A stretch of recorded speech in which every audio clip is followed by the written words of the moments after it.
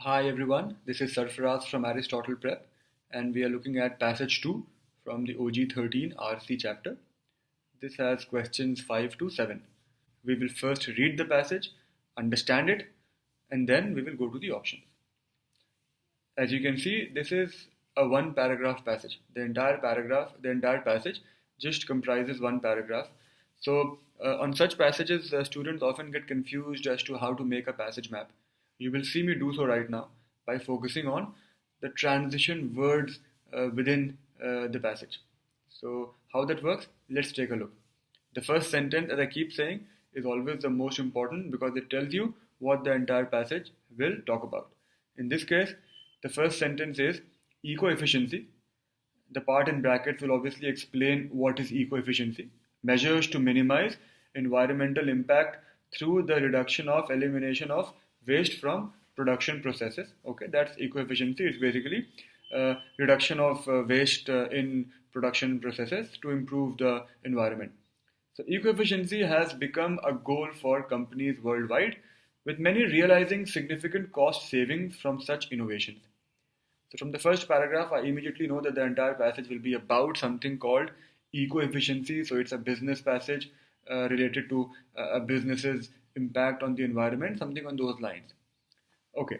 Peter Senge and Gordon Karstead see this development as laudable, but suggest that simply adopting eco-efficiency innovations could actually worsen environmental stresses in the future. So the sentence is very important for the fact that it of course tells you that somebody is cautioning. There's a caution being made in the sentence that if you just follow eco-efficiency, it might actually worsen the problems. The bigger reason why this sentence is very, very important is because this is not the opinion of the author of the passage. Very, very important. This is the opinion of two people, Peter Senge and Gordon whoever.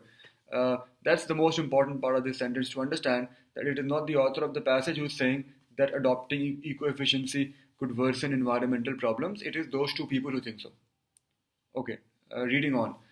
Now I'm curious to know why they think so, and I'm hoping they will explain that. Such innovations reduce production waste but do not alter the number of products manufactured nor the waste generated from their use and discard. So, okay, basically they are saying that while you cut down on the waste in the production process, but the number of products being manufactured does not change. So, when you discard the products, it might again lead to environmental problems. Indeed, most companies invest in eco-efficiency improvements in order to increase profits and growth. Okay.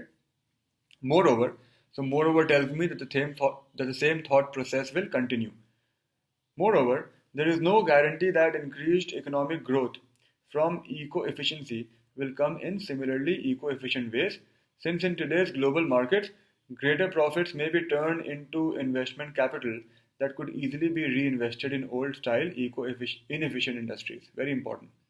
So it basically says while following eco-efficiency will help you make more profits, there is no guarantee that those profits will further be reinvested in the same company or in a company which is eco-efficient. What if that profit is invested in a company that is eco-inefficient? Then that could be a problem, right? So reading on, even a vastly more eco-efficient industrial system could, were it to grow much larger, generate more total waste and destroy more habitat and species than would a smaller, less eco-efficient economy.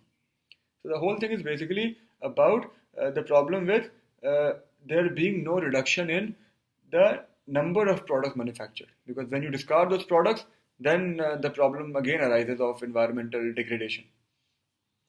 So what are Senge and Karstead saying now? Senge and Karstead argue that to preserve the global environment and sustain economic growth, businesses must develop a new systemic approach that reduces total material use and total accumulated waste. Okay.